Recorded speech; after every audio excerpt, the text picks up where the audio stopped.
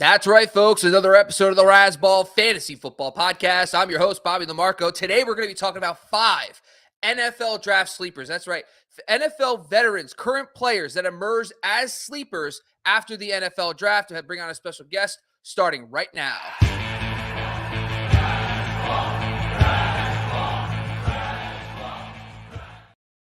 And that special guest is Mr. Top 10 NFL mock draft, Ben Wasley. What's going on, Ben? What is happening, Bobby? How are we doing? I am good, man. NFL drafts in the books. Last week, we talked some winners and losers. And today, I asked you to come on board.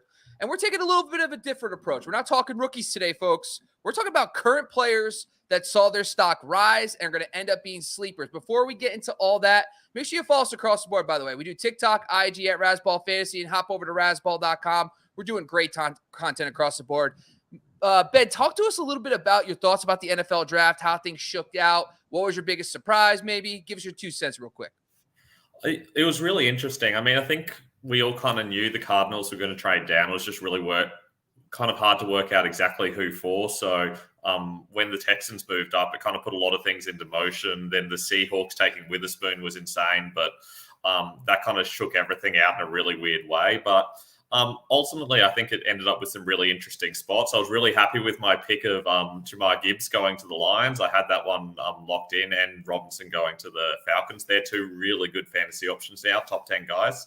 But like the wide receivers, the tight ends, Kincaid to the Bills, that's ugly. So there's a whole heap of things where I was kind of like, this is not ideal for fantasy at all, but it was really interesting.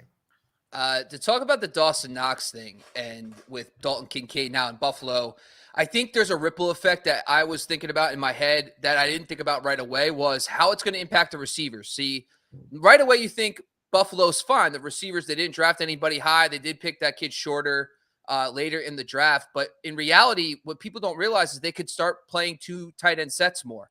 And then now they have 2 more reliable guys. And the reason why I say this is because head coach Sean McDermott and Ken Dorsey were on that Carolina staff with Cam Newton in 2015 when they were second in the NFL in 2 tight end sets, pass attempts out of that formation. And that's the year they went to the Super Bowl. That's the year that Cam Newton was the MVP. And they could say, you know what? Maybe we just got to get more versatile with our personnel and not lean so much into these smaller receivers. It could help the run game, especially having bigger bodies out there. So I think there is a ripple effect for Gabe Davis. Stephon Diggs is Stephon Diggs. He doesn't count. But Gabe Davis, Khalil Shakur, Justin Shorter, you name it. Those guys I think will impact too. But any other final thoughts before we jump into this one? I mean, you're 100% correct. The first thing, I've got a colleague at FFD Fantasy Football who he messaged me immediately after the draft. And the first thing he said was, Dalton Kincaid is the big slot guy. He's not a tight end. He's basically their 3rd wide receiver. Because I was a bit down and I was like, this is not ideal. But he was like, okay, no, this is fantastic news. This means that he's going to be getting a lot of passing usage and less blocking. So we'll see. Yeah, we will see. All right, let's jump into it. Today's show, we're going to be talking about 5 sleepers, current players that emerged on the fantasy radar essentially because of what their teams did in the NFL draft. So let's get right into it. At number 5, one of my favorites, Big Irv Smith, Cincinnati Bengals tight end. Tell us why you think he emerged as a potential sleeper in 2023. Look, this absolutely blew my mind. I could not believe that the Bengals didn't take a tight end at all. Like, it's such a strong tight end class, and they took absolutely nothing. And not only that, but they didn't re-sign half of their existing tight ends. So that can really only tell you one thing. Either they have a free agent they've got in mind and they're planning on trading for one, which seems really unlikely at this stage, or it's Irv Smith.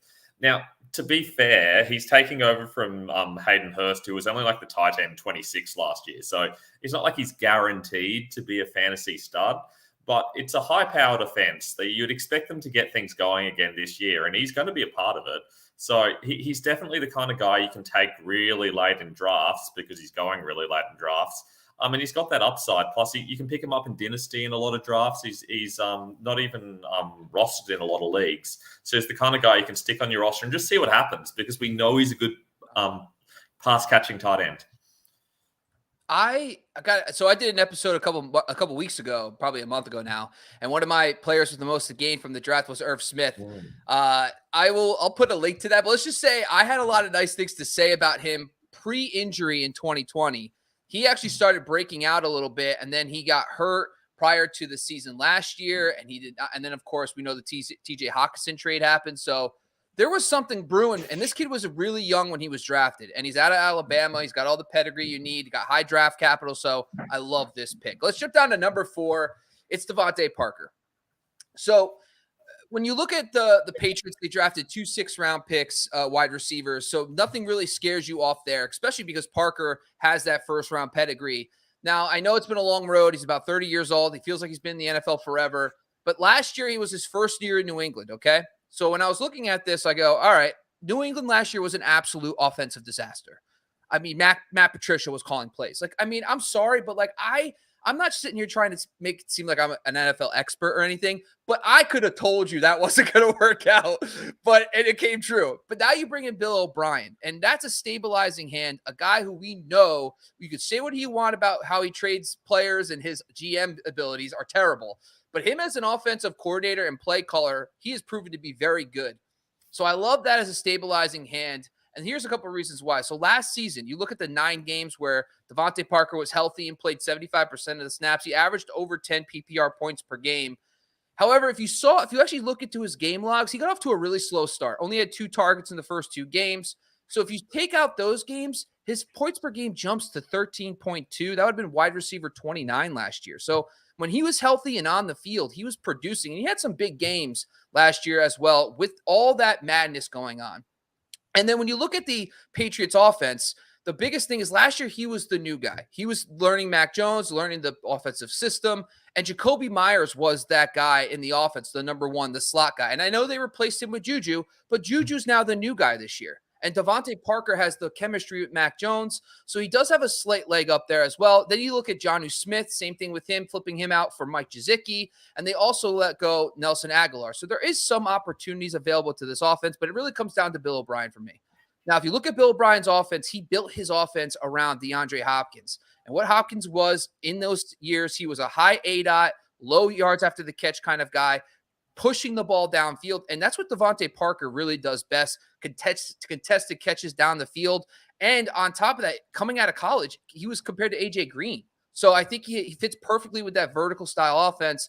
But let's just say, for example, he ends up being the number 2. Let's say Juju is that guy and he becomes the 1. I just wanted to take a look at the wide receiver 2s under Bill O'Brien from 2014 to 2020. The average fantasy finish was wide receiver 37. Okay.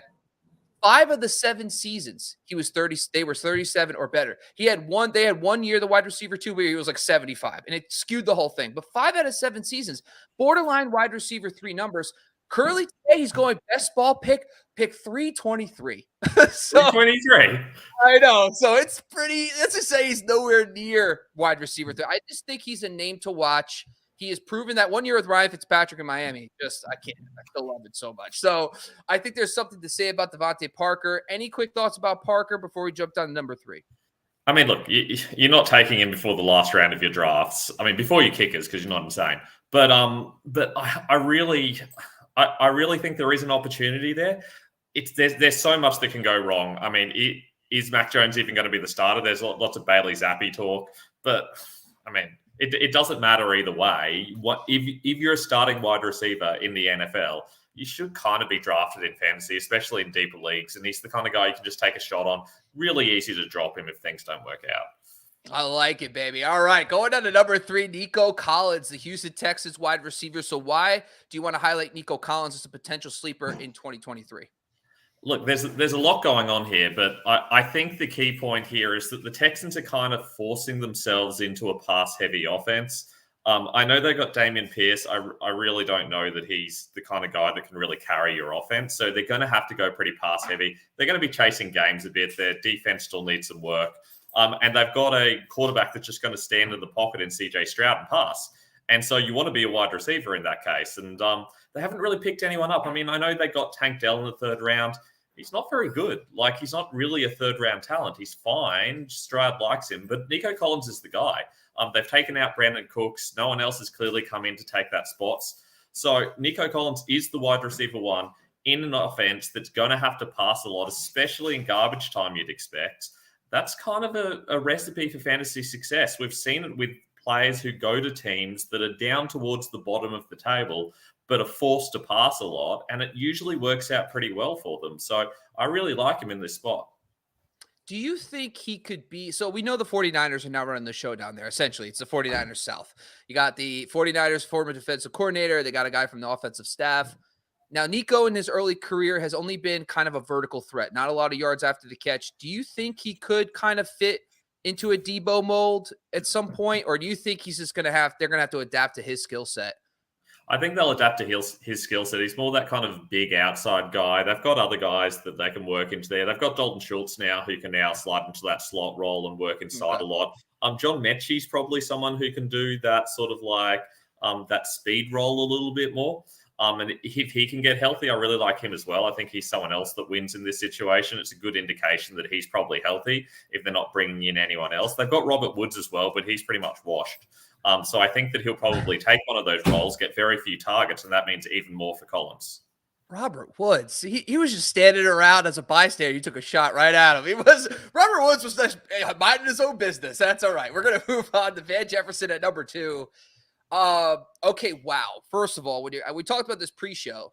Talk about a team that, by the way, who traded Allen Robinson right before the draft and decided the only player they picked up was, I think it's Nuka Puka. I don't know. I couldn't even tell you how to say it. Puka Nakua. I had him in a college fantasy league last year. Beautiful. So they got him in the 5th round, but outside of that, it's like Ben Skoranek, Van Jefferson, and of course Cooper Kupp. Now, of course, you got Tyler Higbee as well. But this is the other thing I think a lot of people forget about Van Jefferson. Not only does he have the draft capital, he's a 2nd-round pick. But last year, August 1st, he had to get a cleanup on his knee. One of the biggest rules of fantasy football, I'll say a million times again and again, stay away from people that are hurt. You're going to lose more times than you're going to win. And right there, when he got that cleanup surgery, he was out for pretty much the first half of the year. And then on top of that, when he came back, Matthew Stafford got hurt. So last year was kind of just a waste of a season. But I think a lot of people forget, not only was he a 2nd-round pick, but he was compared to guys like Marvin Jones coming out of college who have been very productive. He's 90th percentile in 40-yard dash and speed score. So he's got elite speed on the outside, perfect complement to guys like Tyler Higbee and Cooper Kupp. But the other thing I want to just say, too, is the Rams' offense last year was completely a disaster on the offensive line. So they got so many injuries. They drafted a kid in the 2nd round, but also 3 of their starters are coming back from injury. So hopefully that allows Matthew Stafford to stand in the pocket and deliver footballs downfield. I think that's going to help them vertically in this offense. But also Matt Harmon's reception perception, talked about him a few years ago, that he showed a lot in his initial review of him back, I think it was in 2020 or 2021. He said his NFL action was largely been encouraging. He's a crafty player developing solid route traps in a high degree of difficulty role. So that's encouraging to me that someone who looks at the player's routes says that he's an NFL caliber player. Now, the opportunity is huge because Allen Robinson's gone. He's without a doubt locked into a starting role. Maybe Ben Skoranek fights off the new guy, the rookie. But they're vacating a decent amount of opportunities. And plus, last year, the Rams didn't throw as much because they were going through all these issues. And then Matthew Stafford got hurt. So I think there's going to be even more opportunities than what you see with vacated targets. In 2020, his rookie season, he averaged 2.9 PPR points per game. That jumped to 9.9 in his 2nd year. That's the kind of jump we want to see. And then, of course, he gets hurt. So I think from that perspective, he showed us what he could do, and he was already making that leap in year 2. So 252nd overall right now in best ball draft. So definitely a guy you can get late. Any quick thoughts about Van Jefferson? I mean, obviously, look, you made the key point. The injury is the issue. I mean, if you just look at the raw data and go, well, hold up, he was the wide receiver 1 at times last year when Cooper Kupp was hurt and Allen Robinson was out. Why did he only finish as the wide receiver 42? But it is that injury, and that offense was just terrible. Like, it was absolutely awful. They had no idea what was going on. They were trying to run the ball constantly with terrible running backs, or at least underperforming running backs, and no O-line. There was just nothing going on at all. Look, I don't think Nakua is coming in to take a role. Skoranek plays as a fullback half the time. They do some weird stuff with him as well. there really are only 2 wide receivers who are going to be heavily involved in this offense, and Van Jefferson's one of them. Now, Cooper Kupp's going to take up to 20 targets a game sometimes. It's absolutely insane how much volume he gets. But you pass a lot more than that in the NFL, especially when you're a team that's rebuilding a little bit, like I think the Rams probably are. I've no idea what they're doing tactically on a macro level. But anyway, I do see them needing to chase a lot of games. Jefferson will need to get targets. I like having a late round gamble on him. I like it. All right. Number 1 is probably the best of all. Chig Okonkwo. I did if you want to go back, I did a whole episode dedicated to him prior to the draft saying this guy is going to be a sleeper. And now you come out and say, I want to talk about Chig Okonkwo. I'm like, okay, let's go. This is going to get too hyped up. But talk to us why Chig Okonkwo needs to be on everyone's fantasy radar heading into 2023. Oh, Chiggy, baby. Look, I love this guy. It was always going to be tough last year. He's not the greatest blocker, and so they had Austin Hooper doing a lot of that work, but they haven't replaced Austin Hooper at all. They've brought in a 5th rounder who could easily end up being the fullback, and they've just got a whole heap of guys behind him. So they clearly expect him to take that role. This is a team that's got a history of making players like Delaney Walker absolute fantasy stars, even though the team kind of sucked at that stage. They're going to want to run the ball, but then they're going to need to pass in certain situations. Obviously, Treylon Burks is pretty good, but they didn't really get anyone besides him either. So there's so few pass catchers in this offense, and it's not like they've got a pass-catching running back either. They really have very few pieces, but they're going to need to chase some games. Their defense is not very good. They drafted all offensive players. So, I mean, you've got to assume that Okonkwo is going to be in that tight end 1 conversation. There's very few clear tight end 1s, and he has massive upside. If they start using him as a top 2 pass catcher in that offense, he can easily be a top 5 tight end. They use him in the red zone. They use him in all situations. He's so athletic, so dangerous. We knew this when he came in as a rookie. He blew up the combine. He's just a really big name to watch. Oh, God. Yes. Yes. I already said it. I did a 6-minute monologue about Chig, so I'm in. Everything he just said, go watch the other video plus what I said equals fantasy sleeper that you need on your fantasy teams heading into 2023. That's all we got, folks. Once again, this is the Razzball Fantasy Football Podcast on the Razzball Fantasy YouTube channel. Ben, why don't you tell the people what you got upcoming, where they can find your content, and take it away. Oh, look, we've got a heap going on at the moment. I'm obviously doing articles for Razzball. At the moment, we're looking at the rookie production of plays in their first year. So you know what to expect when you draft that rookie quarterback, running back, wide receiver, tight end. Quarterbacks and running backs are out. Wide receivers and tight ends will be out in the next week or 2. Obviously, you can catch us on Instagram at the Fantasy First Down. We answer every one of your questions over there. And on Twitter at Fantasy First Down without an O, because Fantasy First Down is too long for a Twitter handle. So obviously hit us up there if you want to talk about fantasy, dynasty, even IDP. We do some IDP stuff too. So always happy to have a chat and help you out with your fantasy issues, trade questions, draft questions, rookie questions. Hit us up. Absolutely. And make sure you go follow us across the board at Razzball Fantasy on YouTube, IG, and TikTok. And of course, make sure you jump over to razzball.com. I'm your host, Bobby LaMarco. Thank you for joining us again.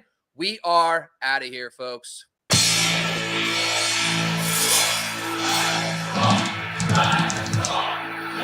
Razzball.